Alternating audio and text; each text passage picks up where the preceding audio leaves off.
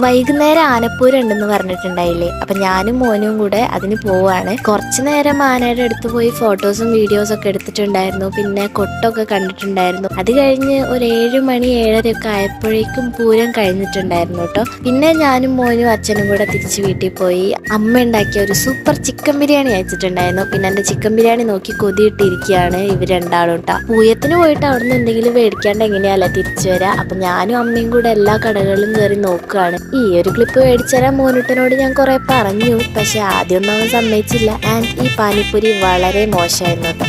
പക്ഷേ ലാസ്റ്റ് മോനുട്ടൻ എനിക്കത് മേടിച്ചു തന്നിട്ടുണ്ടായിരുന്നു കേട്ടോ. രാത്രിയായപ്പോൾ കാവടികൾ നല്ല ലൈറ്റൊക്കെ ഇട്ട് വന്നപ്പോൾ സൂപ്പറായിരുന്നു കേട്ടോ കാണാനായിട്ട്. രാവിലെ ഇല്ലാത്ത കുറേ ടൈപ്പ് ഓഫ് സാധനങ്ങൾ ഉണ്ടായിരുന്നു കേട്ടോ രാത്രി. ഇതിന്റെ പേരെന്താണെന്ന് എനിക്കറിയില്ല കേട്ടോ. ഞാൻ ആദ്യമായിട്ടാണ് കാണുന്നത്. കുറച്ചു നേരം അതൊക്കെ കണ്ടു നിന്നു. പിന്നെ ഞങ്ങൾ ഒരു ഐസ്ക്രീം ഒക്കെ കഴിച്ച് വീട്ടിൽ പോയി. അപ്പൊ ഇതാണ് എൻ്റെ പൂയത്തിന്റെ വിശേഷങ്ങൾ. വീഡിയോ ആദ്യമായിട്ടാണ് കാണണമെന്ന് വെച്ചാൽ ലൈക്കും സബ്സ്ക്രൈബും ചെയ്യണേ.